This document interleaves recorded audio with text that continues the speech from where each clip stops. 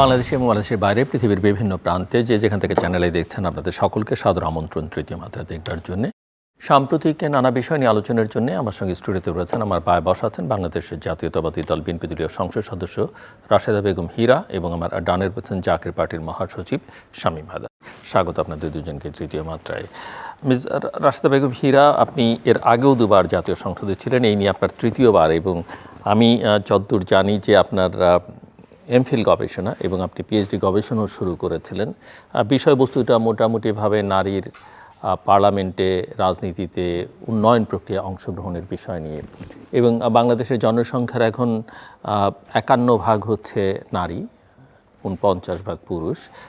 আমাদের নারীদের ভোটার হিসেবেও তারা 49%। এবং আমি একটু আপনার কাছ থেকে বুঝতে চাই যে আপনার সেই গবেষণা এবং আপনার উৎসাহ আগ্রহের জায়গা থেকে যে বাংলাদেশে কি আসলে রাজনৈতিক অর্থনৈতিক উন্নয়ন প্রক্রিয়ায় নারীর অংশগ্রহণ নিশ্চিত করা যাচ্ছে, বা আমাদের রাজনৈতিক দলগুলো আসলে এই বিষয়ে বা রাষ্ট্র পরিচালনার সঙ্গে যারা যুক্ত তারা কি আদৌ খুব একটা উৎসাহী কিনা? আপনার অভিজ্ঞতা, রাজনৈতিক এবং সংসদের ভেতরকার অভিজ্ঞতা মিলিয়ে কি মনে হয় আপনার কাছে? চ্যানেল আই যারা দেখছেন এবং চ্যানেল আইকে আমাকে আমন্ত্রণ জানানোর জন্য অনেক ধন্যবাদ। যারা দেখছে সবাইকে স্বাগতম, আমার সালাম। আমি জিল্লুর ভাই নারীদের পক্ষের একজন মানুষ। আমি শুধু বেশিরভাগই দেখেছি নারীরা যতক্ষণ না রাজনীতিতে আসবে, যতক্ষণ না তারা আইন প্রণয়ন বা সরকারের সাথে থেকে নিজেদের অবস্থান পরিবর্তন করার জন্য নিজেরা সিদ্ধান্ত নিতে পারবে, ততক্ষণ কিন্তু তেমন কোনো পরিবর্তন হবে না। আমরা যাদের কাছে আশা করি, নির্যাতনের বিরুদ্ধে বিচার আশা করি, তাদেরই পক্ষের লোক কেউ না কেউ আমাদের নির্যাতন করে।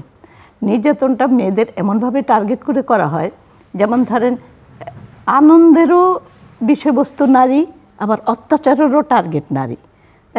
নারীদের ছাড়া কিছুই চলে না, কিন্তু অত্যাচারটা এমন হয় যে সেই অত্যাচারের ভার বহন করতে গিয়ে জাতি নষ্ট হচ্ছে, আমাদের সমাজ ধ্বংস হচ্ছে, আমাদের সভ্যতা ধ্বংস হচ্ছে। আমি সেজন্য বলবো যে সংসদে বা রাজনীতিতে মেয়েদের আসতে হবে।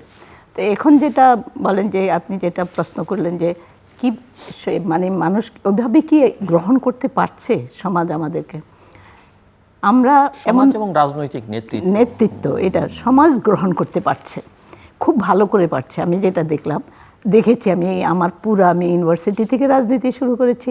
শামসুন্নাহারের হলের চিটাগং ইউনিভার্সিটির আমি শামসুন্নাহার হলের প্রেসিডেন্ট ছিলাম। আমি সেখানে ভিপি পদে ইলেকশন করেছি, জুএস পদে ইলেকশন করেছি। ওখান থেকে বেরিয়ে এসে আবার রাজনীতি মহিলা দলে শুরু করেছি। মহিলা দল থেকে আমি একটা ডিস্ট্রিক্টের সভানেত্রী ছিলাম, সেই ডিস্ট্রিক্টে কাজ করেছি। আমি দেখেছি আমাদের প্রতিদ্বন্দ্বী যে বিরোধী দল শুধু তা না, আমার নিজের দল, প্রত্যেকটা জায়গায় মেয়েদের একটা মোকাবেলা করতে হচ্ছে। প্রতিযোগী একটা মেয়ে যখন খুবই ক্যাপাবল হয়ে ওঠে, তখন নিজের দলই নিজের জন্য প্রতিদ্বন্দ্বী হয়ে যায়। সেখানে মেয়েদের এটা সামাল দিতে হয় 3-4 রকমভাবে। একটা হলো ঘরের সবটা, আমরা জেন্ডারের পড়ে আছি যে ঘরের সব কিছু আমাদের দেখাশোনা করতে হবে, ওটা থেকে আমরা রেহাই পাচ্ছি না। আমাদের ঘরে যে সহযোগিতা করবে ওরকম মন মানসিকতার পার্টনার পাওয়া সব মেয়েদের জন্য সৌভাগ্যের হয় না। তারপরে আমরা যখন এরপরও আমরা যে কমিউনিটি ডেভেলপমেন্টে না আসা পর্যন্ত তো আমাদের কাছে জনগণের সাথে আমাদের সম্পৃক্ততা গড়ে ওঠে না। তো যদি জনগণ আমাদের না চায়, তাহলে তো আমরা আবার রাজনীতিতে আসতে পারবো না। তখন আমরা যখন কমিউনিটি ডেভেলপমেন্ট কাজ শুরু করি, তখনই আমরা জেলাসিতে পড়তে শুরু করি। তখনই দেখা যায় যে এই মেয়েটা আগে যাচ্ছে, এই মেয়েটা আপনার সব বাড়ি চাঁদপুর, আপনি শ্বশুরবাড়িতে কী করেন? শ্বশুরবাড়িতে কাজ করলে বলে আপনি বাপের বাড়িতে যান, আপনি ওখানে যান, বাপের বাড়ি গেলে আপনার তো বিয়ে হয়ে গেছে, আপনি ওখানে আসেন। যারা প্রতিদ্বন্দ্বিতা করে একদম খুব শিক্ষিত ক্যাপাবল মেয়েগুলোও কিন্তু অনেক কৌশলে টিকে থাকে রাজনীতিতে। তাদের জন্য একদম খুব কুসুমাস্তীর্ণ না কোনো পথটাই। তা আমি বলবো তারপরও মেয়েরা কিন্তু অনেক এগিয়ে যাচ্ছে, কিন্তু সবচেয়ে বেশি ক্ষতিগ্রস্ত হয়ে যাচ্ছে আমরা যখন গণতন্ত্র থাকে না। তখন ওই তৈলাক্ত বাসের মতো আমরা একটু উপরে উঠলাম, তারপরে দেখা গেল একদম নিচে পড়ে গেলাম। তো এই জন্য যখনই গণতন্ত্র থাকে দেশে, তখন কিন্তু মেয়েরা একটু একটু একটু করে খুব দ্রুতই আগাতে থাকে। আপনি যতগুলি নির্বাচন দেখবেন, সেই আগে থেকে কি সুন্দর মেয়েদের সরাসরি ইলেকশনে মেয়েদের পার্টিসিপেশন বেড়ে যাচ্ছে, আবার ডিটোরিয়েট করেছে। তো এরকম সেজন্য গণতান্ত্রিক একটা পরিবেশে কিন্তু মেয়েদের এই যে আপনি যে বললেন 49 মোর দেন হাফ আমরা যেখানে আছি সেই অধিকারগুলি আমরা আস্তে আস্তে ফিরে পাবো। আর যখন ভোটার হিসাবে আমরা মূল্যায়িত হতে শুরু করেছি, এখন সবাই বুঝে মোর দেন হাফের ভোট তো আমাদের লাগবে, তখন নারীদের জন্য কিছু করার ব্যবস্থাও যে সব পার্টি করবে। আর একজন আমাদের দলটা বিএনপি একটা বৃহত্তর দল, সেই দল যখন কোনো কিছুর পাইনিয়র হয় মানে সূচনা করে, তখন অন্য দলগুলি করতে বাধ্য হয়ে যাবে। তো সেই জন্য আমরা খুব আশাবাদী। আর আমরা খুব আশাবাদী আমাদের দলে যে এখন যিনি প্রধান, উনি অসম্ভব নারী বান্ধব মনে হয়েছে আমাদের কাছে। আমরা খুব আশাবাদী, কিন্তু সবগুলি কৌশলগতভাবে উনি ওইভাবে আনতে পারছেন না। কিন্তু আল্লাহ ওনাকে সুযোগ দিলে মেয়েরা কিন্তু অনেক ভালো করবে রাজনীতিতে। মিস্টার শামীম হায়দার, আমরা তো আমাদের মুক্তিযুদ্ধে নারীদের অংশগ্রহণের কথা জানি, আমাদের অর্থনীতির উন্নয়ন প্রক্রিয়া, এই যে এখন তৈরি পোশাক খাতে নারীদের যে পরিমাণ অংশগ্রহণ, ইভেন আমাদের রাজনীতিতে না হলেও আমরা যদি বলি আমাদের যে বিশেষ করে 24-এর যে গণ অভ্যুত্থান, সেই গণ অভ্যুত্থানে মেয়েদের যে পার্টিসিপেশন অভূতপূর্ব বলা যেতে পারে। প্রাইভেট ইউনিভার্সিটি এবং মেয়েদের অংশগ্রহণই আসলে সাকসেসটা এনে দিয়েছে। আনফর্চুনেটলি আমরা দেখলাম যে অভ্যুত্থানের পরে নারীদের সব কিছু থেকে আবার দূরে সরিয়ে দেবার, এমনকি ওই অভ্যুত্থানের যে ছাত্র নেতারা দাবি করেন তারা সামনে ছিলেন বা তাদের হাতে ছিলেনও দৃশ্যমান কিছুটা, তারাও তাদের সংগঠনের শেষ পর্যন্ত মেয়েদেরকে ধরে রাখতে পারেননি আমরা দেখলাম। এবং আপনার স্মরণ থাকবার কথা যে এখন সিদ্ধান্ত হয়েছিল যে বাংলাদেশের নির্বাচনে, জাতীয় সংসদ নির্বাচনে মনোনয়নের ক্ষেত্রে কিংবা দলের নেতৃত্বে 30% থাকবে, সেটাও কিন্তু মানা হয়নি। এমনকি এবার আরপিওতে বলা হলো যে 2026-এর নির্বাচনের আগে যে 5% মনোনয়ন দিতে হবে। সবচেয়ে বড় দল এখন যারা ক্ষমতায় বিএনপি, পুরোপুরি 5% মনোনয়ন দিতে পারেনি। জামায়াত ইসলামী একজনকে মনোনয়ন দেয়নি এবং অন্যদের কথাও বলা যেতে পারে, উল্লেখ করবার মতো না। সো এই চিত্রটা মানে আপনি দেশের জনসংখ্যার অর্ধেকের বেশি যারা, তাদেরকে বাদ রেখে আসলে কি দেশের রাজনীতি অর্থনীতি উন্নয়ন নিশ্চিত করা যাবে বা সাস্টেনেবল করা যাবে? তৃতীয় মাত্রার 24 বছর এবং আপনার আমন্ত্রণ, সম্মানিত সহ আলোচক, প্রিয় দর্শক, আসসালামু আলাইকুম। পুরোপুরি বিষয়টা নির্ভর করছে দৃষ্টিভঙ্গির উপরে। আপনি দেশের কল্যাণ করবেন, রাজনীতিকে এগিয়ে নেবেন, শিক্ষাকে এগিয়ে নেবেন, সামাজিক অস্থিরতা দূর করবেন, আপনি ধাপে ধাপে পর্যায়ক্রমে দেশের উন্নয়ন হবে, সব কিছু পরিকল্পনা হচ্ছে, সব কিছু বলা হচ্ছে। কিন্তু অত্যন্ত দুঃখজনকভাবে যারা মোট জনশক্তির 49%, তাদেরকে আপনি মূল ধারায় না রেখে কখনো রাখবেন না। সরকার পরিবর্তন হবে, আপনার কর্মসূচি পরিবর্তন হয়ে যাবে, দৃষ্টিভঙ্গি পরিবর্তন হয়ে যাবে, কর্মপরিকল্পনা পরিবর্তন হয়ে যাবে। একে তো যারা 49% তাদেরকে আপনি একটা টানা হাঁচড়ার মধ্যে রাখলেন, আবার সরকার পরিবর্তন হয়ে যাচ্ছে, নীতির পরিবর্তন হয়েছে, সেখানে দেখা গেল যে যেটা যতটুকু হয়েছিল সেটা হাফ ডান, সেটা আবার বাতিল হয়ে গেল, আবার নতুন করে শুরু করো, আবার তাকে আটকাও, আবার তাকে ওইখানে অতটুকু ছাড় দাও। এভাবে কি একটা দেশ আগাতে পারে? বাংলাদেশ স্বাধীন হয়ে গেল 55 বছর, এখনও যদি নারীর অংশগ্রহণ নিয়ে, নারীর অধিকার নিয়ে আমাদেরকে কথা বলতে হয়, তাহলে আমরা আসলে সত্যিকার অর্থে বাংলাদেশের উন্নয়ন হবে কবে? সত্যিকার অর্থে বাংলাদেশ একটা জাতি হিসাবে, একটা দেশ হিসাবে, একটা সমৃদ্ধশালী দেশ হিসাবে কখন দাঁড়াবে? শুধু অর্থনৈতিকভাবে উন্নয়ন হলো আমাদের, এইতে কি বাংলাদেশ এগিয়ে গেল সূচকে? তা তো না। পশ্চিমা বিশ্বের যে একটা দেশ যখন ওয়েস্টার্ন ওয়ার্ল্ডে যখন অন্তর্ভুক্ত হয়, তাতে যে ক্রাইটেরিয়াগুলো, যে উপাদানগুলো তাকে পৌঁছাতে হয়, ওই স্ট্যান্ডার্ডে যেতে হয়, তারপরে সে পশ্চিমা দেশের অন্তর্ভুক্ত হয়, যেমন আমাদের এশিয়ার জাপান। আপনি দেখেন যে এটা অত্যন্ত হাস্যকর, 49% জনগোষ্ঠীকে বাইরে রাখতে হবে, টানা হাঁচড়া করতে হবে। 51%। আপনারা পুরুষরা কম, মানে আপনি সমস্যা নাই, সবাই দিন শেষে আমরা বাংলাদেশের নাগরিক, কাজেই নারীকে বাংলাদেশের নাগরিক হিসাবে দেখতে হবে। তারপরও আমাদের যে ধর্মীয় না, কিন্তু এটা তো ধরেন আবার এরকম না যে শুধুমাত্র সরকারের দিকে তাকিয়ে থাকলে সরকার করুক বা না করুক, আমরা সব জায়গায় পরিবারে, সমাজে, প্রতিটা রাজনৈতিক দলে এই কাজটা হচ্ছে কিনা, প্রতিটা অফিসে এটা হচ্ছে কিনা, সেটা একটা বিবেচ্য বিষয়।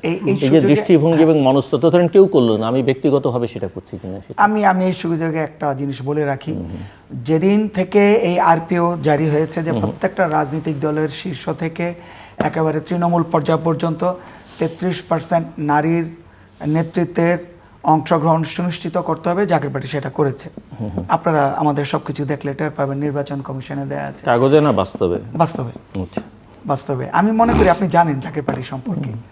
তো কথাটা হচ্ছে যে তাহলে আমরা কিসের উন্নয়ন চাই? আমাদের রাজনীতিটা তাহলে কোথায়?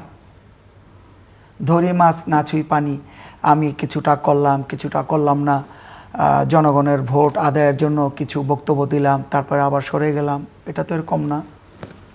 আপনাকে বিশ্বের সাথে তাল মিলিয়ে চলতে হবে। বিশ্ব এখান এআই দিয়ে সব কিছু হচ্ছে, আর সেইখানে যদি আমাদের এরকম হয় যে আমাদের 51% যারা, তাদেরকে দূরে সরিয়ে রেখে আমাদের রাজনীতি উন্নয়নশীল রাজনীতি হয়ে যাবে, আমাদের রাজনীতি অর্থবহ রাজনীতি হয়ে যাবে, রাজনৈতিক স্থিতিশীলতা থাকবে, অর্থনৈতিক স্থিতিশীলতা আসবে, আমরা বোকার স্বর্গে বাস করছি। যারা রাজনীতিতে আছেন, যারা একেবারে আমি বলবো ক্ষমতার খুব কাছাকাছি আছেন, যারা ক্ষমতায় আছেন, তারা বুঝতে পারেন না এই ধরনের এই ধরনের চিন্তা চেতনা কোনো আমি কি বলবো, এটা বোকামি হবে। আপনি দেখেন এই আলোচনার আগে একটা বিষয় আপনি দেখেন, দেশে এখন যে ভয়াবহ পরিস্থিতি, এটা মহামারী রূপ নিয়েছে। কি? নারী এবং নারী শিশুর নিরাপত্তাহীনতা। তার নিরাপত্তাহীনতা এমন পর্যায়ে পৌঁছে গেছে যে টিভিতে এখন আমি আলোচনায় আমি এটা মুখে আনতে পারছি না, যে খুন, ধর্ষণ, একটা নারী শিশু তাকে ধর্ষণের পরে এত জঘন্যভাবে হত্যা করা হচ্ছে যে এটা আমাদের আইএমএ জাহিলিয়াতের কথা মনে করে দিচ্ছে। আমার কাছে মনে হচ্ছে আইএমএ জাহিলিয়াতকে হার মানিয়েছে। শুধু বাংলাদেশে কি এই পরিস্থিতি? বিশ্বের তো আরও অনেক উন্নত দেশ আছে, কোথাও তো এত ক্রাইসিস নাই, এত কোনো কিছু নেই। আমাদের বাংলাদেশে কেন এত প্রতিবন্ধকতা? কেন এত বিশ্ববিদ্যালয়, এত লেখাপড়া, এত ইসলামী শিক্ষা প্রতিষ্ঠান, তারপরে কেন সেই মধ্যযুগীয় বর্বরতা, সেই আগের আমলের বর্বরতা? কেন নারী আর শিশু এত নিরাপত্তাহীন? আইন শৃঙ্খলা পরিস্থিতির কেন এত অবনতি? এত সমাজবিদ আছেন, সরকার ভালো সময় পেরিয়েছে, যেটা এত বড় একটা সমস্যা সেটা সমাধান হবে না, রাজনৈতিক দলগুলি এগিয়ে আসবে না, এটা তো মেনে নেওয়া যায় না। যারা সমাজ নিয়ে চিন্তা করেন তারা যদি এটা সমাধান না করেন, একের পর হতে থাকবে, টেলিভিশনে নিউজ হবে, পত্রপত্রিকায় নিউজ হবে, মায়ের আহাজারি, তারপরে তিনি চোখের পানি ফেলবেন, সবাই আহাহু করবে, তারপর আরেকটা ইস্যু আসবে, তারপরে এই ইস্যুটা হারিয়ে যাবে। কিন্তু এটা তো বন্ধ হচ্ছে না, সবার আগে এটা বন্ধ করা উচিত। মিস রাশেদা বেগম হীরা, এই প্রশ্নটি, কারণ এই সরকার আপনারা দায়িত্ব নেবার পরই বেশ কিছু শিশু ধর্ষণের ঘটনা ঘটেছে, তার মধ্যে একটি প্রধানমন্ত্রীর উদ্যোগেই খুব কঠোর নির্দেশে দ্রুততম সময়ে বিচার হয়েছে, কিন্তু একটি বিচারিত যথেষ্ট না, ব্যক্তি ঘটনা ঘটেছে অনেকগুলো। আপনারা এই সংসদেরই এই সর্বশেষ অধিবেশনটিতে মাদক কেনা বেচার জন্য একটা আইন করেছেন। অনেকে বলছিলেন যে ওই সময়গুলোতে যে শিশু ধর্ষণের সঙ্গে যারা যুক্ত তাদের জন্য এরকম কঠোর একটা আইন হওয়া উচিত। যদিও মৃত্যুদণ্ড পৃথিবীর অনেক অংশে মানুষই সমর্থন করে না, কিন্তু বাংলাদেশের মতো বাস্তবতা অনেকে মনে করে যে এটা প্রয়োজনীয়। সো আপনি কি মনে করেন, যেহেতু এই বিষয় নিয়ে নিশ্চয়ই এটি স্পর্শকাতর, আপনি নিজেও আপনার অনুভূতি এবং সব মিলিয়ে আপনি কি মনে করেন যে এই ক্ষেত্রে আসলে যে প্রসঙ্গটা উনি রেইজ করলেন, কী ধরনের আইন হওয়া উচিত? বা কোন আইন আসলে আমাদের অনেকগুলো আছে, সেগুলি বাস্তবায়নে যারা করে তারাই আসলে পুরুষ, তারা ওই নির্যাতনটা অনুভব করতে পারে না। সেজন্য এটার জন্য যতটা কঠোর হয়ে করবে, আমি সেজন্য প্রথমে আপনাকে বলছিলাম যে আমাদের মেয়েদের সংসদে সরাসরি ইলেকশনে আসতে হবে, ওইখান থেকে আমরা আইন প্রণয়ন করব এবং প্রয়োগও করব। আচ্ছা, যেটা আপনি বললেন শিশু ধর্ষণের জন্য স্পেসিফিক আইন, আপনি দেখেন আমাদের কিছু হলো ইন্টেনশন, গুড ইন্টেনশন থাকলে আইন কানুন ঠিক মতো সরাসরি না আসলেও তো আপনারা আইন প্রণয়ন প্রক্রিয়া তো সমান অংশীদার আছে, আমরা সেটা করতে চেষ্টা করছি, কিছু জিনিস আমরা করতে চেষ্টা করছি। তো এখানে যেটা শিশু ধর্ষণ, আপনার মনে আছে বোধহয় শহীদ রাষ্ট্রপতি জিয়াউর রহমানের সময় একটা সুমি হত্যা একটা মামলা হয়েছিল এবং এত কঠোরভাবে এই ফাঁসি কার্যকর হয়ে গেছে। আবার এই এরশাদের আমলে একটা ইয়াসমিন না এরশাদের আমলে আরেকটা মেয়ে ইয়াসমিনের ঘটনা আপনাদের সময়, আমাদের সময় ওই আরেকটা হত্যাকাণ্ড ঘটছে, ওইটার বিচার হয় নাই। কারণ ওইখানে বিচারক লিখেছিল যে ঘটনাটিকে এমনভাবে সাজানো হয়েছে পুলিশদেরকে হেফাজত করার জন্য যে আমি বিচারটা রায়টা দিতে পারলাম না। তারপরে দেখেন বেগম খালেদা জিয়ার আমলে আমাদের আমলে আবার ইয়াসমিন হত্যা হলো, আমাদের আমলে হয় নাই, এটা হয়েছে কিন্তু আমাদের শেষ সময়টাতে হয়েছে। তারপরেই আসলো আবার দিনাজপুরে আওয়ামী লীগ আসার পরে এটা নিয়ে এত মানে করলো, আমাদের সময় এত আন্দোলন করলো সবাই, মেয়েরাও করেছে, কিন্তু আওয়ামী লীগ এসে কীভাবে জানি পুরো আন্দোলনটাকে দমিয়ে দিল। মেয়েরাও মেয়েদের জন্য আর কথা বলতে পারলো না, এবং এই হত্যাকাণ্ডের কোনো বিচার ওই পুরো সময়টাতে হলো না। আবার যখন আমরা 2001-এ আসলাম এবং আলহামদুলিল্লাহ সেই বিচারটা হয়েছে এবং তাদের ফাঁসি হয়েছে। তো এই যে কার্যকরী হতে থাকলে মানে বিচারগুলি যখন কার্যকরী হয় তখন কিন্তু মানুষের মনে একটা ভীতি তৈরি হয়। আমার মনে আছে যে 2001-এ আমাদের মেয়েরা অনেক নিরাপদ হয়ে গেছিলো। আমার মেয়েটা কানাডায় ইউবিসি থেকে পাশ করেছে, তো একটা প্রাইভেট পড়াতো, বাচ্চাকে পড়াতে যেত, এবং রাতে গিয়ে একা একা চলে আসতো। আমি বলতাম তোমার ভয় লাগে না? বলছে না আমার তো খুব ভয় লাগে না। তখন নিরাপদ হয়ে গেছিলো অনেকটা। এই যে দৃষ্টান্তমূলক কিছু শাস্তি মানে মানুষকে মেয়েদেরকে নিরাপদ করে।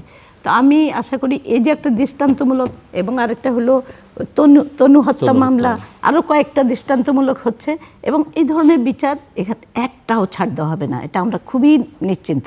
যতটা একটু সময় লাগবে আমরা বিশ্বাস করি সেটা আর কি, যে আমরা মাত্র আসছি, এটা বোধহয় 4 মাস শেষ হয়েছে আর কি। এর ভিতরে দ্রুততার সময়ের মধ্যে অনেক কিছুই করতে হচ্ছে, আবার এই জিনিসগুলোও দেখা হচ্ছে, এবং আমরা তার পিছনেও লেগে আছি। এবং আমার এই দিনও আমি এই 71 বিধিতে একটা ইস্যু তুলতে চেয়েছিলাম আর কি, যে সেটা ছিল যে আমাদের মেয়েদেরকে হয়তো তুলব নেক্সট টাইমে, আমার লেখা হয়ে গেছে বিষয়টা। সেটা হলো যে এই যে নারী ও শিশু নির্যাতন রোধে কিন্তু আমাদের প্রচণ্ড টাকা আছে, এবং প্রতিটা উপজেলাতে একটা লিগ্যাল এইড অ্যাসিস্ট্যান্স আছে, অথচ আমাদের মেয়েগুলো জানেও না যে হাউ টু ইউজ ইট, এবং কিভাবে ওই সুবিধা সে তারা নিতে পারে।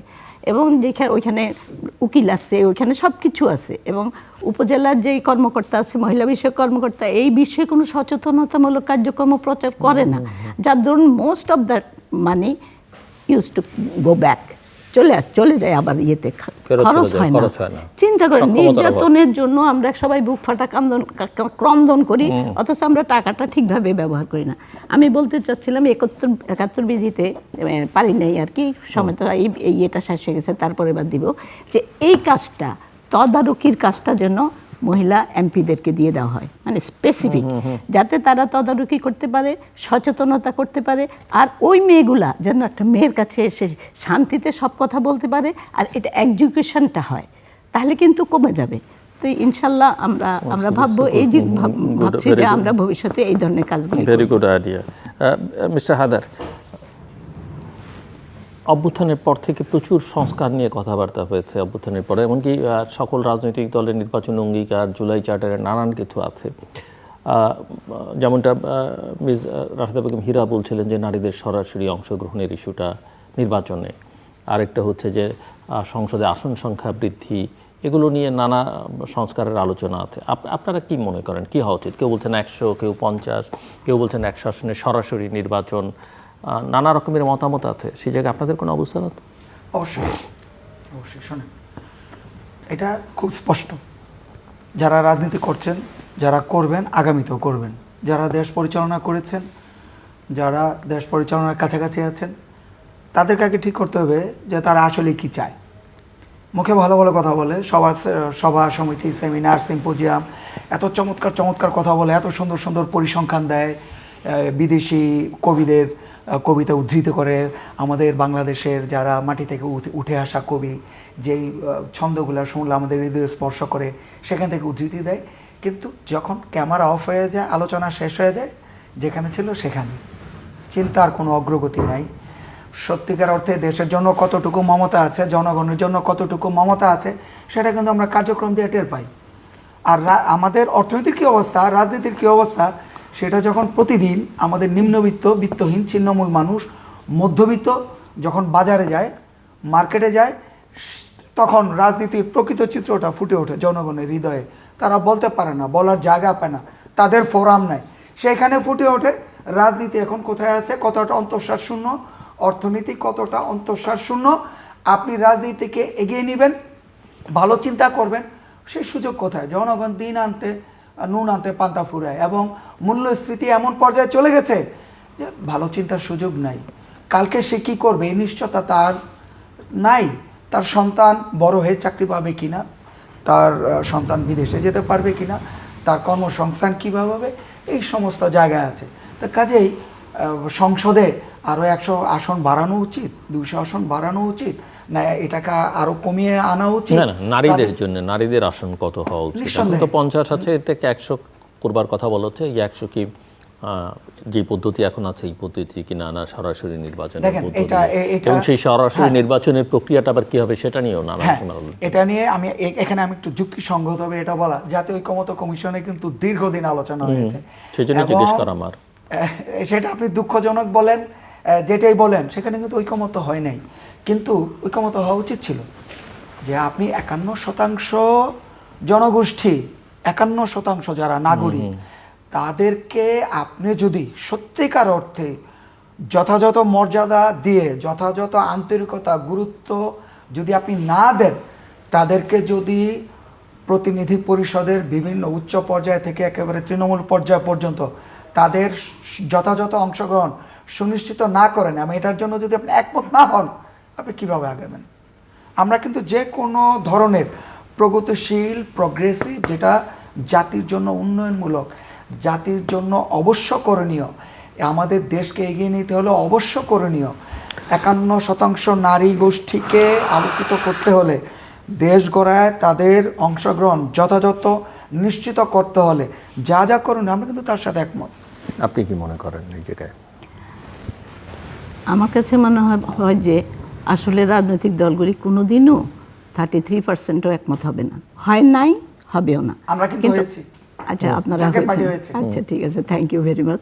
কিন্তু আমার যেভাবে মেয়েদেরকে আগে আসার একটা কৌশল নিতে হবে আর কি, তাদেরকে যা ধরেন আমরা দেখেছি প্রত্যেকটা রাজনৈতিক নেতা এই যে ইলেকশন করার জন্য টাকা লাগে, তো এই রাজনীতিতে তাদের প্রত্যেকেরই যারা প্রোডাক্টিভ রোলে আছে, কিছু টাকা তাদের রাজনীতির জন্য সেভ করতে হবে। কারণ মেয়েরা আসলে ওই রোজগারে অভ্যস্ত না, আর পারেও না ওইভাবে, যেভাবে অন্যান্য মডেল আছে, অন্যান্য অনেক দেশে আছে যে নির্বাচন কমিশন বা সরকারিও কিছু সহযোগিতা করে আর কি। নির্বাচন কমিশন অনেক সহজ করে দিতে পারে ইলেকশন ক্যাম্পেইনগুলা, যেগুলো কিছু কিছু। আরেকটা হলো তাদের যে এই রিপ্রোডাক্টিভ রোলটাকেও সহজ করতে হবে। তাদের প্রোডাক্টিভ রোল আসে, আর একটু কমিউনিটি রোলে সরকার তাদেরকে কিছু কিছু এন্ট্রান্স দিতে হবে। এইবার যেটা বাজেটে দেওয়া হয়েছে, এটা আমার কাছে আমি খুব নিজেই প্রশংসা করেছি বাজেটের, যে আমাদের অনেকগুলা, শুধু নারী নামটা এর আগে কখনোই আমরা এত সরবে দেখি নাই। নারীদের জন্য এটা করা হবে, নারীদের জন্য। যখনই ওদের হাতে টাকা আসে, টাকা থাকবে, তখন তারা এটা ইনভেস্ট করবেই, ইনভেস্টমেন্টে যাবি না। নারীদের অভ্যাসই হলো একটু সঞ্চয় করা। ফ্যামিলি কার্ডের ইঙ্গিত করছেন? শুধু ফ্যামিলি কার্ড না, আরও অনেক দিক থেকে আছে। ফ্যামিলি কার্ড তো অনেক ভালো একটা জিনিস, কিন্তু আরও যে কোনোভাবে একটা নারীকে, ওই যে ধরেন ওই যে ইয়েতে স্বাস্থ্য খাতে অনেকগুলি মেয়ে চাকরির ব্যবস্থা হয়ে গেছে 80%। তারপরে তাদের যদি স্বাস্থ্যের যে সুব্যবস্থাটা, স্বাস্থ্য খাতে যদি এত টাকা নষ্ট না হয়, মেয়েদের নিজেদের পুঁজি, নিজেদের কানের দুল, নাকের ফুল দিয়ে তারা স্বামীর চিকিৎসা করে, বাচ্চার চিকিৎসা করে, ওইভাবে না করলে তারা কিছু টাকা যখনই রোজগার করতে পারবে, এবং তাদের এই প্রোডাক্টিভ রোলটা তাদেরকে অনেক এম্পাওয়ার্ড করে। তারপরে তাদের রিপ্রোডাক্টিভ রোলে কিছু সহযোগিতা তারা তৈরি করতে পারে, যাতে করে তারা কমিউনিটি ডেভেলপমেন্ট রোলে আসতে পারে। তারপরে যখন আরেকটা জিনিস আমরা একমত হয়েছি, আমাদের সেলিমা আপা সহ আমরা যারা এই একটু অ্যাডভান্স রাজনীতি করি, আমরা ভাবছিলাম যে এই যে ইউনিয়ন পরিষদে যে নির্বাচনগুলি হয়, তো সেখানে দেখেন একটা মেয়ে 3টা ওয়ার্ডে মিলে একটা মেয়ে, তাকে 3 গুণ বেশি খাটনি দিয়ে একটা পুরুষের সমান একটা কমিশনার হতে হয়। তাই সেটার একটা বিল আনতে চাচ্ছি আমরা, যে আরও কয়েকটা মেয়ে বাড়বে, কিন্তু তেমন কি অসুবিধা হবে যদি কয়েকটা মেয়ে বাড়ে? তো প্রত্যেকটা ওয়ার্ডে যেরকম ছেলেরা হয়, আমরা যেরকম এই উপজেলা ভাইস চেয়ারম্যান ছেলেও আছে মেয়েও আছে, তো একই মডেলে কেন আমরা প্রত্যেকটা জায়গায় মেয়ে আনতেছি না? তাহলে তৃণমূল থেকে আমরা একেবারে জেন্ডার ব্যালেন্স শুরু করে দিতে পারবো। তো এরকম একটা কিছু আমাদের সবাই করতে হবে, যে মেয়েগুলো আমরা আসছি ওই যে একটু আগে আপনি বললেন যে আপনারা তো এখনো সমানভাবে অনেক কিছু করতে পারেন, আসলে পারবো, কিন্তু এটার জন্য গুডউইল এবং আমাদের কন্টিনিউয়াস লেগে থাকতে হবে। এই ধরনের জিনিস শুরু করলে অনেক কিছু আগাবে। আরেকটা হলো যে এই যে সরকারের যে পদ্ধতিগুলা কাজ করছে, যখনই মেয়েদের যে বললাম যেগুলি হাতে টাকা আসলে তারা কিন্তু ঘরেও তারা ভালো বাচ্চা গড়ে তুলবে, অ্যাট দি সেম টাইম সমাজেও তারা কন্ট্রিবিউট করবে, এভাবে তারা কমিউনিটি ইয়েতে আসবে। আসলে একটা কথা আছে না যে শরীরের এক অংশ ফুলে ওঠা স্বাস্থ্যের লক্ষণ নয়, এটা ব্যাধির লক্ষণ। আমরা যখন সমাজের এত বড় জায়গার মোর দেন হাফ আছি, আমাদেরকে যতদিন ক্রিপল করা হবে, রেখে দেওয়া হবে, এটা কোনো সুন্দর সমাজের ইঙ্গিত বহন করে না। মানুষ হিসাবে যখনই আমরা ট্রিটেড হব, সম্মানের সাথে ট্রিটেড হব, তখন সমাজও কিন্তু সুন্দর হয়ে উঠবে। আমাদের নবীজিকে জিজ্ঞেস করা হয়েছিল যে আপনি কখন ইসলাম প্রতিষ্ঠিত মনে করেন? তখন নবীজি উত্তর দিয়েছিল যে মক্কা থেকে মদিনায় নির্ঝঞ্ঝাট নির্ভাবনায় একটা মেয়ে যখন পৌঁছে যেতে পারবে কারো সাহায্য ছাড়া মানুষের মতো, তখন ইসলাম প্রতিষ্ঠিত হবে। আমরা ইসলামকে অনেক দলে খুব প্রতিষ্ঠিত করতে চাই, কিন্তু ইসলামের মূল ইয়েতে কনসেপশনে আমরা নাই। সেখানে যে মায়ের পায়ের নিচে সন্তানের ব্যস্ত না থাকলেও এই যে 3 বার করে বলা হয়েছে তুমি যদি সম্মান করো আল্লাহর পরে, যদি সে 3 টাইমস মার কথা বলছে, সেই মায়ের জাতিকে যখন তুচ্ছ করা হয়, অমর্যাদা করা হয়, পুরা সমাজ ফুঁসে ওঠে না, মনে করে এটা একটা স্বাভাবিক ব্যাপার। এটা স্বাভাবিক না। এবার স্বাভাবিক না বলেই আমরা কিন্তু সব কিছুতে পিছিয়ে যাই। একটা সুস্থ মাই সুস্থ সন্তান দিতে পারে, সেই সুস্থ সন্তান সুস্থ জাতি দিতে পারে। সেই মাটা তো শুধু ছেলে সন্তান দেয় না, সে মেয়ে সন্তানও দেয়, ছেলে সন্তানও দেয়। সুতরাং সুস্থ জাতি গড়ে করতে হলে একটা মাকে সুস্থ রাখতে হবে, তাকে সাইকোলজিক্যালি তাদেরকে একটু শান্তি দিতে হবে, তাহলে কিন্তু দেশ সমাজ সব কিছুই খুব এগিয়ে যাবে। আপনাকে একটা উদাহরণ দিয়ে আমি বলবো, আমি এটা শহীদ জিয়াউর রহমানকে বলেছিলাম, আমি তো তখন থেকে রাজনীতি করি, আমার ওনার সাথে নেপাল নিয়ে গেছিলো আমাকে, আমি ট্যালেন্ট স্টুডেন্ট হিসেবে হিজবুল বাহারে গিয়েছিলাম, ওখান থেকে আমাকে ওই ভালো বক্তব্য রাখার কারণে আমাকে ইয়েতে নিয়ে গেছিলো ম্যাডামের সাথে, শেষ সফরটাতে আমি গিয়েছিলাম আর কি। তো ওখানে একটা কথা প্রসঙ্গে ওনাকে আমি বলেছি যে জাপানে 2য় বিশ্বযুদ্ধের পরে সবগুলি বেশিরভাগ পুরুষ মানুষগুলো যুদ্ধে চলে গেছিলো, এবং পুরা জাপানটা তখন মেয়েদের হাতে ছিল, কল কারখানা স্কুল সংসার সব কিছু, এবং তখনকার মেয়েদের হাতে গড়ে ওঠা বাচ্চাগুলোই আধুনিক জাপানের জন্ম দিয়েছে। সুতরাং মেয়েদের শান্তিতে রাখলে কোনো লস নাই। একটা জাতি উন্নত করতে হলে মেয়েদেরকে আসলে সম্মানজনকভাবে মানুষের মর্যাদা দিয়ে রাখতে হবে। Good example. Mister Shamim Haider, আমরা একটু অন্য প্রসঙ্গে যাই, সেটা হচ্ছে যে সরকার তো ইতিমধ্যে 4 মাসের বেশি সময় পার করলো, সংসদও দেখলেন, সব মিলে কেমন দেখলেন সরকারের পারফরমেন্স, এবং জনগণের জায়গা থেকে বিবেচনা করলে সেটা আসলে কেমন? সরকারের পারফরমেন্স বিবেচনা করার কিছু বলার আগে আমার বলতে হয়, বর্তমানে দেশে যে পরিস্থিতি, আইন শৃঙ্খলা পরিস্থিতি, বিশেষ করে চাঁদাবাজি এত ভয়াবহ রূপ নিয়েছে, সবার একটা আশা ছিল রাজনৈতিক সরকার আসলে অবস্থার পরিবর্তন হবে। কোন লেভেলের চাঁদাবাজি? চাঁদাবাজি আপনি তো নিজেই জানেন, আইটি খাতে চট্টগ্রামে যেটা হলো, অনেক কিছু জানি, কিছুই জানি না। আপনি অনেক কিছু জানেন। যাই হোক, চট্টগ্রামে যেটা হলো, 2 কোটি টাকা চাঁদা দিতে হবে, 10 লাখ টাকা মাসে চাঁদা দিতে হবে, এবং ভাঙচুর 35 লাখ টাকা লুটপাট, এটসেট্রা এটসেট্রা। একজন বিচারক গেলেন বরিশালে, তিনি ঘুরতে গেলেন, সেখানে যেয়ে দেখলেন যে নদী পারাপার সেখানে ট্রলারে চাঁদাবাজি হচ্ছে, এবং একজন এমপি পুত্র এবং তার পিতা, নাম উল্লেখ করার প্রয়োজন হবে না, তারা সব কিছু নিয়ন্ত্রণ করছেন। একেবারে বালু মহল থেকে শুরু করে যত কিছু আছে সব কিছু তারা নিয়ন্ত্রণ করেছেন। ডিএমপির সাম্প্রতিক মার্চ এপ্রিলে এক প্রতিবেদনে বলা হয়েছে, মানে শুধু ঢাকার ক্ষেত্রে বলা হয়েছে যে 45টি থানায় কমপক্ষে 1200 চিহ্নিত চাঁদাবাজ আছে। তাদের উল্লেখযোগ্য একটা অংশ একটি রাজনৈতিক দলের, আমি রাজনৈতিক দলের নাম বলতে চাচ্ছি না, রাজনৈতিক দলের, এবং বাকি যে একটা অংশ আছে তারা কৌশলে সেটা এড়িয়ে গেছেন যে তারা কাদের ছত্রছায়া আছে। তো এখন চাঁদাবাজির যে পরিস্থিতি, আর সামগ্রিকভাবে আপনি যদি বিশ্ব অর্থনীতির পরিস্থিতি দেখেন, বাংলাদেশ যেভাবে স্ট্রাগল করছে, স্লো ডাউন হয়ে যাচ্ছে অর্থনীতি, সেইখানে যদি এভাবে চাঁদাবাজি চলতে থাকে তাহলে বেসরকারি খাতের বিনিয়োগ, ব্যক্তি উদ্যোগের বিনিয়োগ তো হবেই না, আর বৈদেশিক বিনিয়োগের তো প্রশ্নই ওঠে না। তাহলে আমরা কোথায় যেয়ে দাঁড়াবো? কোথায় যেয়ে দাঁড়াবো? মানুষের তো একটা আশা ছিল একটা রাজনৈতিক সরকার আসলে অবস্থার উন্নয়ন হবে, মানুষ যাই হোক শান্তিতে বসবাস করতে পারবে। চাঁদাবাজি, সন্ত্রাস, টেন্ডারবাজি, দুর্নীতি, এগুলা দুর্বলের উপরে সবলের অত্যাচার, যা যা যা রাজনৈতিক প্রভাবশালিতা, অমুকের ট্যাগিং করা, অমুকের মামলার ভয়ভীতি দেখানো, এগুলো বন্ধ হবে। কোনো কিছুই বন্ধ হয় নাই।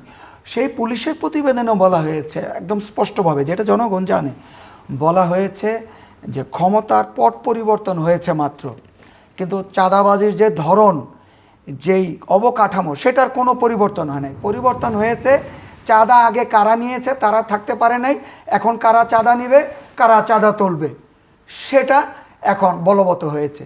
তো এই যখন পরিস্থিতি, দেশ কোথায় যেয়ে দাঁড়াবে এখন? চরম। কেউ কেউ বলেন যে নির্বাচনের পরিস্থিতি, নির্বাচনের পরে পরিস্থিতিটা খানিকটা উন্নত হয়েছে, নির্বাচনের আগে যতটা খারাপ ছিল। সেটা কোন ক্ষেত্রে পরিস্থিতি উন্নয়ন হয়েছে? আমি চাঁদাবাজির ক্ষেত্রেই বলছি। চাঁদাবাজির ক্ষেত্রে আমি জানি না সেটা কারা, কিন্তু আমরা যেটা দেখতে পাচ্ছি দিবালোকের মতো পরিষ্কার। আমি যদি লুকাতেও চাই, জনগণ লুকাতে দিবে না, প্রতিদিন হচ্ছে। আপনি লুকাতে চাইবেন কেন? আপনার কাছ থেকে শুনতে চাই। একই বিষয়ে বলতে গেলে আমি যেটা বলবো, আসলে 17 বছর এই এমন একটা কালচার মানুষ অভ্যস্ত হয়ে গেছে, মানে দেখেছে কিভাবে চাঁদাবাজি করে করেই সবাই কোটি কোটি টাকার মালিক হয়ে গেছে কত দ্রুততম সময়ের মধ্যে। আর একদল কেড়ে নিয়েছে, একদল নিঃস্ব হয়েছে, একদল অত্যাচারিত হয়েছে, একদল ফেঁপে ফুলে উঠেছে। এটা দেখে দেখে এমন একটা অভ্যাস হয়ে গেছে। এখন তাদের যখন সময় আসলো, তখন এর ভিতরে আমি পুরো অস্বীকার করছি না যে একদম কোনো দলের, আমাদের দলও আছে যে যারা একদম শুদ্ধ, তাদের মধ্যে ডিপ্রাইভড অনেকে আছে, কেড়ে নিতে চায়, আবার করতে চায়। তবে আমি আশ্বস্ত করতে চাই, এখন যিনি সরকার প্রধান, তিনি সেই সরকার প্রধান যিনি র্যাব তৈরি করেছিলেন এবং নিজের দলের 500 সন্ত্রাসীকে একদম মানে সরিয়ে দিয়েছিলেন, এবং he will do, and time is coming. আমি একদম নিশ্চিন্ত যে এদেশের মানুষ শান্তিতে থাকবে। চাঁদাবাজি হচ্ছে এখন, উনি তো বলছে, বহিষ্কার করেছে আমাদের দলের, অন্য দলেরও কিন্তু সমানে চলছে। ওরা আমাদের মতো স্টেপ নেয় নাই। বিএনপি যতটা স্টেপ নিয়েছে কঠোরতম পর্যায়ে, অনেককে হাজারের বেশি, হাজার হাজার বহিষ্কার করে দিয়েছে, বলছে আমি, এবং প্রকাশ্যে বলেছে আমরা দল হিসাবে তাদের দায়িত্ব নিব না। এবং পুলিশকে বলা হয়েছে, সবাইকে বলা হয়েছে যে যেভাবে যে সাধারণ জনগণকে তোমরা ধরে দাও, বিচার হয়ে যাক, ওটা দলের কোনো দায়িত্ব নাই। এটা যদি জনগণ ওইভাবে ধরে দিতে পারে এবং করবে। কিন্তু অন্যান্য দলেরগুলোও তো আমরা চলছে সমানে, ছোট দলেরও করছে, ওই বড় দলের বিরোধী বড় দলেরও করছে, এগুলো একদম প্রকাশ্যে করছে। তো এই সমস্তগুলি শেষ হবে। একটু জাস্ট সরকারকে এই যে একটা আস্তে আস্তেই সরকারকে একটা বাজেট দিতে হয়েছে, বাজেটটা আবার এখন বাজেটটা ইমপ্লিমেন্টেশনে যেতে হচ্ছে। মানে এমন সব জিনিস, এর ভিতরে মাদক হলো সবচাইতে বড় চাঁদাবাজির একটা রুট। এটাকে দমন করার জন্য যে কিছুদিন আগে একটা আইন করা হয়েছে, তারপরে আবার এই একটার পর একটা বিভিন্ন ধরনের নিয়ন্ত্রণমূলক সমাজকে সঠিক পথে আনার জন্য, মানে এই বিপদগামিতা থেকে রক্ষা করার জন্য অনেকগুলি আইন শুধু হচ্ছে, এবং আইন কার্যকরী হবে ইনশাল্লাহ। তবে চাঁদাবাজিও থাকবে না, আর এই মাদকও থাকবে না। আর আমার বিশ্বাস যে খুব দ্রুত এই তারেক রহমান ইনশাল্লাহ আমাদের নেতা, বা আল্লাহ আমাদের জন্য রহমত হিসেবে এনে দিছে, আমি বলবো, আমি বিশ্বাস করি যে যেভাবে উনি র্যাব গঠন করে শান্তি করে দিছিল সেই সময়, Begum Khaleda Zia, it will be happened again. But এমনিতে আপনার কি মনে হয় যে মানুষ কি স্বস্তিতে শান্তিতে আছে সামগ্রিকভাবে? আমি মনে করি আপনি একটু আগে যেটা বলছেন যে এই চাঁদাবাজির প্রকোপ অনেক কমেছে। আমি মনে করি এখন যেটা করছে তা কেউ ডেসপারেটলি করছে, তাদেরকে আইনের আওতায় খুব দ্রুত নিয়ে আসা উচিত, এবং ইট উইল বি কন্ট্রোলড। এবং আরেকটা যেটা বললেন যে সামগ্রিকভাবে বাজারে গিয়ে দ্রব্যমূল্য, আমরা তো এই বাজেটটাই দেখেন না, এই বাজেটটার পরে যেই ধরনের একটা ক্রাইসিস হয়ে যাওয়ার কথা, বিশেষ করে বিদ্যুৎ খাতে যেভাবে কন্ট্রোল করেছে, এত বেশি ক্ষতিগ্রস্ত ছিলাম আমরা বিদ্যুৎ খাতে, এত বেশি ক্ষতিগ্রস্ত আমরা স্বাস্থ্য খাতে, এত বেশি ক্ষতিগ্রস্ত আমরা এডুকেশনে, সর্বদিক থেকে। তো এই জিনিসগুলো অনেক নিয়ন্ত্রণ হয়ে যাচ্ছে, হবে। এবং আমি মনে করি যে এই সার্বিকভাবে মানুষ কিন্তু অনেক হোপফুল যে একটু, আর এটাও সত্য যে সরকারকে তো একটু একটা সময় দরকার। একটা মেয়ের পেটে বাচ্চা আসলো 9 মাস 10 দিন লাগে এটা প্রসব করতে, এখন আমরা তো অঙ্কুরে তাকে আমরা করে দিতে পারি না যে আমরা গর্ভপাত করিয়ে দিব, তাই না, সরকার পারবে না। কিন্তু সরকারকে তো জনগণই 5 বছরের ম্যান্ডেট দিয়েছে, 10 মাস 10 দিন। তো ইনশাল্লাহ বাংলাদেশ একটা একদম উন্নত হয়ে যাবে এটা আমি বলবো না, তবে অনেক স্বস্তির একটা দেশ হবে। অর্ডারে চলে আসবে ইনশাল্লাহ ইনশাল্লাহ। মিস্টার শামীম হায়দার, আপা যেটা বললেন শুনতে তো ভালোই লাগে, কিন্তু উনি নিজেও জানেন যে পরিস্থিতিটা কি। মানে আপনার বিরোধিতা করার জন্য বিরোধিতা নট দ্যাট, যেটা সত্যিকার চিত্র সেখানে কিন্তু আমাদের আসতে হবে, এবং রাজনীতিবিদদের পরিবর্তনের সাথে কিন্তু সম্পর্ক যুক্ত থাকতে হবে, পরিবর্তনকে টের পেতে হবে, তরুণ ভাবনাকে ধরতে হবে। উনি যেটা বলেছেন মাদকের কথা, মাদক কি আইন করে থামানো যাবে? মাদক তো আইন করে থামানো যাবে না, কেন আপনি পারবেন না? আইনটাও তো দরকার। হ্যাঁ, আইন অবশ্যই দরকার, কিন্তু আইন আইনের দরকার, সাথে- আইনের বাস্তবায়ন দরকার, আইন তার হ্যাঁ, বাইরেও অনেক yes, কিছু দরকার। কিন্তু আইনের সাথে যেই বিষয়গুলি অঙ্গাঙ্গিভাবে জড়িত সেটা কিন্তু আপনাকে করতে হবে। তার মধ্যে অন্যতম হচ্ছে কি, যে আমরা জনসংখ্যায় একটা বিস্ফোরণের মতো, এটাই আমাদেরকে আশীর্বাদে আমাদের পরিণত করতে হবে। সে আলোচনায় পরে আসি। আমাদের উল্লেখযোগ্য অংশ হচ্ছে তরুণ। সেই তরুণদের বিশ্বব্যাংকের ভাইস প্রেসিডেন্ট 3 দিন আগে উনি ঢাকা সফর করে গেলেন, ঢাকা দক্ষিণ এশিয়া বিষয়ক ভাইস প্রেসিডেন্ট, তিনি বলেছেন যে গত 1 দশক অর্থাৎ গত 10 বছরে বাংলাদেশে যে কর্মসংস্থান সৃষ্টি হয়েছে সেটা প্রয়োজন ছিল 1,40,00,000, সেখানে 87 লাখ তরুণের বা যুবকের কর্মসংস্থান হয়েছে, 53 লাখ শিক্ষিত বেকার। আর এই 53 লাখ শিক্ষিতের মধ্যে যারা স্নাতক বা মাস্টার ডিগ্রি হোল্ডার তাদের সংখ্যাটা 85%। এই যে এত বৃহৎ একটা অংশ বেকার, তারা যদি মাদকের দিকে ঝুঁকে যায়, আপনি তাকে কিভাবে থামাবেন? আপনি তাকে কিভাবে নজরদারি করবেন? আপনাকে এখানে আসতে হবে কর্মসংস্থান আপনাকে তৈরি করতেই হবে। আপনি যেভাবে যেই রাজনীতি করেন, আপনি দেশ কিন্তু চালান, এটা তো বিরোধী দলে থাকেন। এই আইনের একটা গুরুত্বপূর্ণ দিক হচ্ছে যে মাদক যদি আপনি অ্যাভেলেবেল না হয়, অর্থাৎ এই যে মৃত্যুদণ্ড যারা কেনা বেচার সঙ্গে সম্পর্কিত, বলা হচ্ছে না যে মাদক যে সেবী তাকে না, সেক্ষেত্রে তো একটা বড় উন্নতি আশা করা যায় পরিস্থিতির। অবশ্যই আমি কোনোটাই না করছি না, কিন্তু আপনি মাদক একেবারে ব্যান করে দিলেন, এই হতাশা প্রকাশের আরও মাধ্যম আছে মাদক ছাড়া, আর আরেক দিক দিয়ে হতাশা প্রকাশ করবে। সেজন্য আপনি মূলে আসেন, আপনাকে আমাকে মূলে আসতে হবে। যারা দেশ নিয়ে ভাবেন, কর্মসংস্থানের হ্যাঁ, মাস্ট এখানে আসতেই হবে। এটা তো আপনি শাক দিয়ে তো মাছ ঢাকতে পারবেন না, শাক দিয়ে মাছ ঢাকা যাবে না। আর যেই ছেলেরা বেকার, আপনি তাকে যেটাই প্রলোভন দিবেন, তার বাসাবাড়ি থেকে, তার পরিবার থেকে তার উপর একটা চাপ আছে। পরিবার যদি তাকে চাপ নাও দেয়, একটা উচ্চ শিক্ষিত ছেলে, সে একটা আধুনিক মনস্ক ছেলে, তার উপরে মানসিকভাবে নিজে থেকে বিবেক বোধ থেকে তার একটা ধারণা থাকে যে পরিবারের জন্য আমার কিছু করা উচিত। সেই ছেলেটা তখন কি করবে?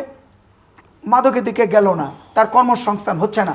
কিন্তু যদি আমি এখানে বলবো, যারা রাজনীতিতে অনেক সময় প্রভাব বিস্তার করেন, যারা অনেক সময় পেশি শক্তির যাদের প্রয়োজন হয়, তখন তাদের প্রলোভনের পাতা ফাঁদে তারা পা দেয় এবং তাদের জীবনকে শেষ করে রাজনীতিও কলুষিত হয়, পরিবারও বিপর্যস্ত হয়, আর সেই রাজনীতির সেই যে শৃঙ্খল চলতেই থাকে। আজকে আপনি দেখেন যে এই যে একদিকে মাদকের ছোবল, হতাশা, ছেলেদের আনএমপ্লয়মেন্ট রেট প্রতিনিয়ত বেড়ে যাচ্ছে, তার মধ্যে মূল্যস্ফীতি টানা 3 মাস 9-এর উপরে ছিল বাংলাদেশে। আপনি দেখেন 2023 সালে যখন শ্রীলঙ্কা বড় ধরনের ক্রাইসিস তৈরি হলো, তখন তাদের মূল্যস্ফীতি ছিল 73%। এত বড় ধরনের বিপদ তাদের হয়েছে। আর আজকে কত? মাত্র 3 বছর তারা মূল্যস্ফীতি 5%। ভারত, নেপাল, ভুটান তাদের মূল্যস্ফীতি 4%, ইভেন পাকিস্তান বাংলাদেশের চেয়ে কম। এবং এশিয়ান ডেভেলপমেন্ট ব্যাংক তাদের এই যে জুলাই আউটলুকে, ডেভেলপমেন্ট আউটলুকে বলেছে যে বাংলাদেশের এবার মূল্যস্ফীতি থাকবে প্রায় 9%-এর কাছাকাছি। তাহলে আপনি চিন্তা করেন যে আমরা এখন কোথায় আছি। আচ্ছা, এই প্রভাবটা কেন হলো? যেহেতু যুদ্ধ অবস্থা আছে, সেখানে পেট্রোলিয়াম, এখন আবার বন্যা শুরু হয়েছে, বন্যা একটা ব্যাপার, পেট্রোলিয়াম, বিদ্যুতের দাম, তারপরে আপনার গ্যাসের দাম, এগুলা যে সমন্বয় করা হয়েছে সেটা এমনভাবে করা হয়েছে, সেটার প্রভাব আমরা দেখতে পাচ্ছি। কী হয়েছে? যে এখন জিনিসপত্রের দাম বেড়ে যাচ্ছে, তার পরিবহন ব্যয়, পরিচালন ব্যয়, পরিষেবা ব্যয়, সামগ্রিকভাবে যেই ভোক্তা পণ্যগুলো আছে, চাল ডাল তেল নিত্য প্রয়োজনীয়, যেটা না হলে না, সমস্ত কিছু দাম বেড়ে গিয়েছে। এই পেট্রোলিয়াম জ্বালানির এই যে সমন্বয় করেছে, গ্যাসের দাম, বিদ্যুতের দাম সমন্বয় করেছে, 12টা বেজে গিয়েছে। আর উনি বললেন যে বিদ্যুৎ খাত ভালো হচ্ছে। বিদ্যুৎ খাত এতটাই ভালো যে যখন অসহনীয় গরম, গ্রাম দেশে গেলে টের পাওয়া যায় বিদ্যুতের কি পরিমাণ উন্নতি হয়েছে, যে কয় ঘন্টা বিদ্যুৎ থাকে, তখন হাঁসফাঁস অবস্থা হয়ে যায়। আপনি সভা সমিতি করবেন, বিদ্যুৎ দিয়ে মাইক চালাবেন, নাই। এখন গ্রামও উন্নত হয়ে গিয়েছে, ব্যাটারি চালিত মাইক নাই। কাজে উন্নয়নটা গ্রামে গেলে টের পাওয়া যায় যে বিদ্যুতের কতটা উন্নতি হয়েছে। আপনি গ্রামে গেলে টের পাবেন, এখানে থাকে না। এই সরকারকে আপনি এই সরকারকে কতখানি দায় দিচ্ছেন, বা সরকার কি আমি গত 4 মাসের অবস্থা তুলে ধরেছি, এর ভিতর থেকে তো বোঝা যাচ্ছে, আমি আমার দলের পক্ষ থেকে আমি জীবনের কথাটাই বললাম, যে আমরা জীবনযাত্রায় যেটা আছি, কোন পর্যায়ে আছে দেশ, আমি সেটাই বলেছি। রাশেদা বেগম হীরা, শুনছিলেন আপনি? হ্যাঁ, আমি শুনছিলাম, কিন্তু আমার কাছে মনে হয় উনি অনেক জিনিস স্কিপ করে ফেলছে আর কি, মানে না বলার জন্যই,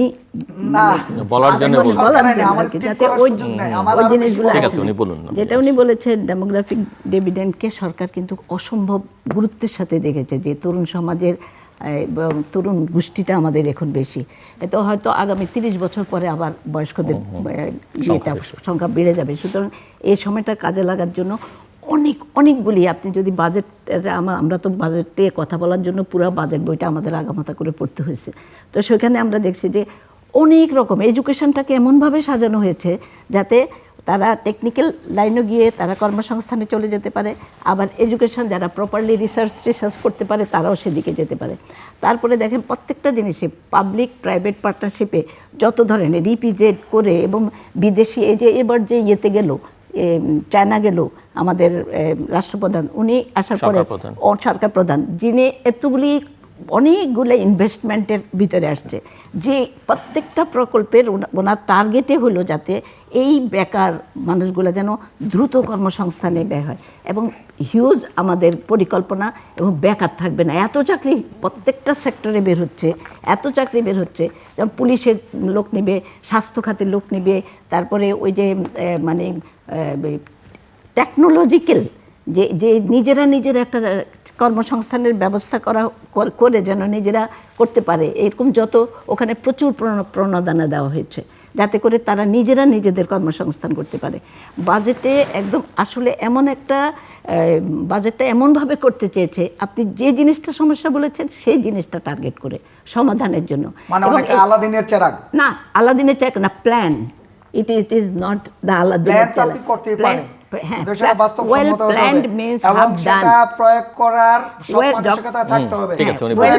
এবং এটার জন্য প্রয়োগ করার বাস্তবতা তো আছে, ওখানে টাকা দেওয়া হয়েছে পর্যাপ্ত ওইটা প্ল্যান করার জন্য। It will take time. কোনো কিছু চট করে মাত্র প্ল্যান করছে, প্ল্যানের সাথে সাথে বাস্তবায়িত হবে সেটা না। আরেকটা আপনি বলছিলেন যে ইয়ের কথা, ওই যে মেয়েদের আরেকটা অত্যাচারের কথা বলছিলেন, যে এটা এইখানে হচ্ছে না। আমি আরেকটা ইয়ের কথা মানে এক্সাম্পল দিতে চাই আর কি, যে আমাদের সময়ে যে ইয়ের কি জানি এটার নাম, অ্যাসিড নিক্ষেপ হচ্ছিল প্রচণ্ড রকম। আল্লাহ যখন তখন আওয়ামী লীগের লোকজন অ্যাসিড সন্ত্রাস করে দিত। তারপরে আবার যখন খালেদা জিয়া আসলো, আমাদের সরকার আসলো, তখন অ্যাসিড নিয়ন্ত্রণ একটা আইন করেছিল। সবচেয়ে মজার হলো যে অ্যাসিড নিয়ন্ত্রণ শুধু করে নাই, অ্যাসিডকে আনঅ্যাভেলেবেল করা হয়েছে। আজ পর্যন্ত অ্যাসিড নিক্ষেপ অপরাধটা নাই। আপনি যে বলছেন যে হবে, এমনভাবে আইন হবে যে মাদককে নিশ্চিহ্ন করে দেওয়া যাবে। যেভাবে অ্যাসিড নিয়ন্ত্রণটা আমরা করতে পেরেছি, আমাদের সরকার করতে পেরেছিল তখন, এবং এটা দুইটা জিনিস প্রিকশন নেওয়া হয়েছিল, শুধু অ্যাসিড নিয়ন্ত্রণ আইন নয়, অ্যাসিড আনঅ্যাভেলেবল করা। এইভাবে যদি আমরা যেটা বললেন মাদকেরটাও আমরা এইভাবেই করব, ইনশাল্লাহ এগুলি হবে। এত ডোন্ট বি ফ্রাস্ট্রেটেড। আমরা আইন বলবৎ করে কিন্তু ঠেকাতে পারবেন না। যেই কারণে মাদকের দিকে যাচ্ছে সেটা আপনারা বন্ধ আরেকটা করেন, জিনিস কর্মসংস্থানের ব্যবস্থা হ্যাঁ, করেন, কর্মসংস্থান আমি তো বললাম বাস্তব আমাদের ভিত্তিক। প্রত্যেকটা প্ল্যান এবং কর্মসংস্থান করে। সামাজিক কাউন্সেলিং করেন, যে তোমাদের দায়িত্ব আছে। আচ্ছা, তোমরা শুধু যেও গাছ না লাগানোর যেও, জন্য কত সেগুলো মানুষের আপনারা করেন। কর্মসংস্থান হবে? শুধুমাত্র মিডিওফেরি করার জন্য কত মানুষের, বাইরের রাষ্ট্রগুলির সাথে কথা বলা হচ্ছে কন্টিনিউয়াস, বিভিন্ন যে মালয়েশিয়া গেলে ওখান থেকে কর্মসংস্থানের জন্য ওখানে পাঠানোর জন্য এগুলি ইজি করা হচ্ছে প্রতিটা মুহূর্তে। আমাদের সরকার কিন্তু এখানে খুব বেশি গুরুত্ব দিচ্ছে। আর আমি আরেকটা যেটা বলবো যে বিদ্যুতের ক্ষেত্রে তো এত মনোযোগ দিয়েছে, কারণ এটা আসলে আমাদের উন্নয়নের চাবিকাঠি। বিদ্যুৎ না থাকলে সেটাকে ধ্বংস করে দিছে। আপনারা জানেন আদানি যেভাবে এই যে তাদের এই কি চার্জ জানি বলে, ক্যাপাসিটি চার্জ, কি নোংরাভাবে এই দেশকে শোষণের মানে কঠিন এক ইয়েতে আবর্তে ফেলে গেছে। ওখান থেকে তুলে আনার জন্য যে কঠিন অনেকগুলি বিদ্যুতের করা হয়েছে, যে বিতরণ লাইন, সাবস্টেশনগুলি ভূগর্ভস্থ করবে, সঞ্চালন বিতরণ নেটওয়ার্কগুলি যাতে সিস্টেম লস কমানো যায় তার ব্যবস্থা নিয়েছে। প্রতিযোগিতামূলক দরপত্র করে বিদ্যুৎ কেন্দ্র স্থাপনগুলোতে প্রতিযোগিতামূলক দরপত্র করবে, যেটা হলো ওই যে ইয়েগুলো কমানোর জন্য আর কি। আর পাওয়ার সেক্টরগুলো, এটা পাওয়ার সেক্টর স্ট্র্যাটেজি পেপার নামে একটা জিনিস তৈরি করা হচ্ছে, যেটা 2026 থেকে 2050 পর্যন্ত এই যে স্ট্র্যাটেজিক্যালি কীভাবে পাওয়ার সেক্টরটা, এই জন্য স্পেশালিস্ট নিয়োগ করে সেই স্ট্র্যাটেজি তৈরি করা হচ্ছে। সংযোগে বিল পরিশোধের পুরো প্রক্রিয়াটাকে অটোমেশন করা হচ্ছে। বিদ্যুৎ খাতে বিনিয়োগকারীদের সহযোগিতা এবং প্রণোদনা দেওয়া হচ্ছে। তারপরে নবায়নযোগ্য জ্বালানি থেকে 2030 সালের মধ্যে মোট উৎপাদন চাহিদার 20% উৎপাদন লক্ষ্যমাত্রা এবং 2050 সালের মধ্যে 30%। এই যে নবায়নযোগ্য বিগত সরকারগুলি তা করে নাই, আমরা সেগুলোতে আমরা ইনফোসিস দিচ্ছি। এবং এই নবায়নযোগ্য বিদ্যুৎ তৈরি উৎপাদন করার জন্য ওইখানে প্রণোদনা দেওয়া হচ্ছে। ওই সোলার ইনস্ট্রুমেন্টগুলো আনার জন্য বা ব্যবহার করার জন্য তাদেরকে ছাড় দেওয়া হচ্ছে। তো লক্ষ্যমাত্রাগুলি যেন 2024 সাল 2400 মেগাওয়াট ক্ষমতা সম্পন্ন রূপপুর পারমাণবিক বিদ্যুৎ কেন্দ্রের কাজ দ্রুত এগিয়ে নেওয়া যাওয়ার জন্য এই যে ইতিমধ্যে একটা চুল্লিতে ফুয়েল রড প্রবেশ করানো হয়েছে, যা থেকে আগস্ট মাসে ইনশাল্লাহ 2026 সালে 300 মেগাওয়াট এবং 2027 সালে 1200 মেগাওয়াট উৎপাদন হবে। তা আমরা এই যে একটাকে রহিত করতে হলে আরেকটা দিয়ে আমরা আগাতে হবে। তো এই জন্য সবার সহযোগিতা, পুরো দেশের পুরো মানুষের, সব দলের, সবার আমরা দোয়া এবং সাহায্য চাই। ক্লোজিং রিমার্কস 2 থেকে 3 মিনিটের মধ্যে। স্থানীয় সরকার নির্বাচন সামনে, আমরা কি দেখবো? স্থানীয় সরকার নির্বাচন আবার দেখবো সেই পেশি শক্তি, যার টাকা আছে। দেখার আগে আপনি বলছেন কেন এটা দেখবেন আপনি? এটা হয়ে আসছে, এটা হয়ে আসছে, এটা না কোনো নতুন কিছু নাই, কিন্তু এটি হবে। স্থানীয় সরকার পরিষদ নির্বাচন আসছে, সেখানে বলা হবে যে নির্দলীয় প্রতীকে নির্বাচন হবে, কিন্তু জিনিস যা ছিল তাই, সে একই জিনিস হবে। যিনি সবচেয়ে প্রভাবশালী তিনি পাবে, নমিনেশন পাবেন, তার সাথে আরও 5-6 জন থাকবেন, কোটি কোটি টাকা তারা ঢালবেন, তারপর নমিনেশন নিয়ে নির্বাচন করবেন। সেখানে পেশি শক্তি থাকবে, তারপরে গুন্ডা পান্ডা মাস্তান থাকবে, দালাল চক্র থাকবে, কোটি কোটি টাকা ব্যয় হবে, তারপর ফুলের মালা গলায় দিয়ে তিনি চেয়ারম্যান হবেন। ওনার যেটা কাজ তিনি কিন্তু সেটা জানেন না। অধিকাংশ ক্ষেত্রে সেটা প্রভাব বলের একটা হাতিয়ার, ইউনিয়ন পরিষদ চেয়ারম্যান হওয়া। অনেক ক্ষেত্রে এটা তার জন্য প্রেস্টিজ, অনেক ক্ষেত্রে তার জন্য এটা রাজনৈতিক একটা বড় সিঁড়ি। কিন্তু এটা কিন্তু 55 বছরের ধারাবাহিকতা, খুব দুঃখজনক ধারাবাহিকতা। শুধু পরিবেশটা বদলেছে, ধরনটা বদলেছে, যে টাকাটা কিভাবে বিনিয়োগ হবে, নিচু পর্যন্ত কিভাবে সকলকে বিলানো হবে, হয়তো একটু ধরনটা বদলেছে, জিনিস আবার সেটা হবে। আর ওই যে যারা জনগণ তারা বলবে, তাদেরকে বলা হবে ঠিক আছে তোমার এই চেয়ারম্যান যদি ভালো না হয় 5 বছর পরে নির্বাচন হবে, তাকে বাদ দিও। কিন্তু এই 5 বছরে তাকে ডেকে জিজ্ঞেস করা হবে না যে বাপু তুমি যে চেয়ারম্যান হইলা, তুমি যে চেয়ারম্যান হয়েছ, তোমার কি কি দায়িত্ব, তুমি কি সেটা জানো? তুমি কি কতটুকু কাজ করেছো? জনগণ তোমার উপরে কতটুকু খুশি, কতটুকু জনগণকে তুমি দিতে পেরেছো? সত্যিকার অর্থে তুমি যে চেয়ারম্যান হয়েছ, 5 কোটি টাকা খরচ করলো, 10 কোটি টাকা খরচ করেছ, তুমি কি এটা মানুষের সেবার জন্য করেছো, না আবার এটা তুমি আবার নিয়ে আসবা ফিডব্যাক, টাকা নিয়ে আসবা? সেগুলো কিন্তু কেউ করে না, এটা নিয়ে কোনো আলোচনা হয় না, কিন্তু এটা করা উচিত। জনগণের টাকা লুটপাটের এই তন্ত্র অবশ্যই বন্ধ করতে হবে, এটা বন্ধ করতেই হবে। যদি এটা বুঝতে ভুল করে জনগণ কিন্তু বসে থাকবে না। ধন্যবাদ। আমি এই কথাগুলির সাথে একসাথে আমি বলতে চাই, জনগণের টাকা লুটপাট বন্ধ করতে হবে। আমরা উই আর উইথ ইউ। আর যেটা বললেন স্থানীয় সরকার নির্বাচন, একটা হলো এত সুন্দর নির্বাচন এবারের হয়েছে যে কোনো একটা মানুষ মারা গেছে, এটা আমরা শুনি নাই এবারের নির্বাচনটা। তো ওদের ইয়েতে নিয়ন্ত্রণেই তো আবার স্থানীয় সরকার নির্বাচন হবে এবং কঠোর আইনের মাধ্যমে হবে। কিন্তু তারপরেও যদি কিছু হয়ে যায়, আমি ওদিন সেক্রেটারিয়েটে ঢুকে আমি দেখেছি সবগুলা সেক্রেটারি সবাই তথস্থ। আমি বলেছি বৃহস্পতিবারে গিয়ে সবাইকে এইভাবে অ্যাভেলেবেল পাবো। সর্বত্র একটা পরিবর্তন আসছে, সবখানে একটা কিচ্ছুতা আসতেছে, সবখানে একটা জবাবদিহিতা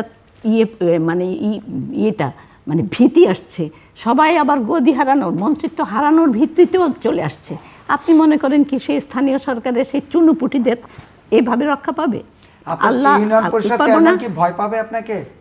আমাকে ভয় পাবে না, আমাকে ভয় পাবে না। জনগণকে এমন ভাবে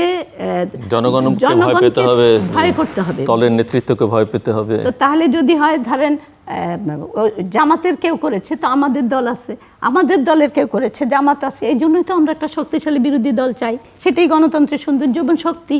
তা আমরা মনে করি যদি আমরা গণতন্ত্রকে প্রিভেল করায় ফেলতে পারি তাহলে কিন্তু কেউই স্বৈরাচারী হয়ে উঠতে পারবে না। গণতন্ত্র না থাকলেই ওইটা বেশি হবে। গণতন্ত্র নিয়ে জনগণের মনে যেন ভীতিটা না থাকে, গণতন্ত্র যে তাদের উন্নয়ন এটা বুঝানো, এটা প্রমাণ করতে হবে। দর্শক অনুষ্ঠানের শেষ প্রান্তে আমরা সামাজিক যোগাযোগ মাধ্যম ফেসবুকে, এক্স এবং ইউটিউবে তৃতীয় মাত্রা লাইভ স্ট্রিম হচ্ছে, আপনারা দেখতে পারেন। টেলিভিশনের পর্দায় দেখতে না পারলে যে কোনো সময় যে কোনো স্থান থেকে ইউটিউবে তৃতীয় মাত্রা চ্যানেলটি সাবস্ক্রাইব করে এই পর্ব বা পুরনো পর্বগুলো আপনারা দেখতে পারেন। মিস্টার শামীম হায়দার এবং মিস রাশেদা বেগম হীরা, অসংখ্য ধন্যবাদ এই আলোচনায় অংশ নেবার জন্য। দর্শক, আমরা কথা বলছিলাম অন্তর্ভুক্তিমূলক একটা সমাজ রাষ্ট্র নির্মাণের কথা, এবং এই অন্তর্ভুক্তি সকল অর্থে দরকার। গণতান্ত্রিক শাসন ব্যবস্থায় দরকার, রাজনীতিতে, অর্থনীতিতে, উন্নয়নে জনগণের অংশগ্রহণ নিশ্চিত করা দরকার, এবং জনগণের সিংহভাগ হচ্ছেন নারী। তাদেরকে পেছনে ফেলে আসলে এই উন্নয়ন আপনি নিশ্চিত করতে পারবেন না, হয়তো সাময়িকভাবে পারবেন, কিন্তু সেটাকে টেকসই করা যাবে না। কাজে এই জায়গাটাতে মনোযোগ দিতে হবে এবং নারীর ক্ষমতায়নকে নিশ্চিত করতে হবে। একই সঙ্গে গণতন্ত্রকে শক্তিশালী করবার যে অন্যান্য উপাদানগুলো আছে, প্রাতিষ্ঠানিকভাবে যে ভিতগুলো, গণতন্ত্রের ভিতগুলো, সেগুলোকে শক্তিশালী করা দরকার। গণতন্ত্রের ভিত হিসেবে যে প্রতিষ্ঠানগুলো কাজ করে সেগুলোকে সবল করা দরকার, সক্রিয় করা দরকার। ভারসাম্য প্রতিষ্ঠা, তো চেকস অ্যান্ড ব্যালেন্স, এটাও অত্যন্ত গুরুত্বপূর্ণ এবং সেটি নিশ্চিত করা দরকার। এবং আমাদের সংসদের ক্ষেত্রে এটি প্রতিটি সংসদ সদস্যদের মাথার মধ্যে ঢুকিয়ে দেওয়া দরকার যে সংসদ আসলে আইন প্রণয়নের জায়গা, নীতি প্রণয়নের জায়গা, এবং সেটাই তাদের মুখ্য বিষয়। স্থানীয় সরকারের কথা আলোচনা হচ্ছে, স্থানীয় সরকারকে শক্তিশালী করবার দিকে মনোযোগ দেওয়া দরকার। সব মিলিয়ে যেটা দরকার সেটা হচ্ছে যে আমাদের মনস্তত্ত্বে এবং দৃষ্টিভঙ্গিতে পরিবর্তন আনা দরকার, এবং এটাই হচ্ছে আমরা অনেক সংস্কার নিয়ে কথা বলি, এই সংস্কারটি সবচেয়ে বেশি জরুরি। আমাদের সঙ্গে থাকবার জন্য অসংখ্য ধন্যবাদ। আপনাদের সবার জন্য শুভকামনা।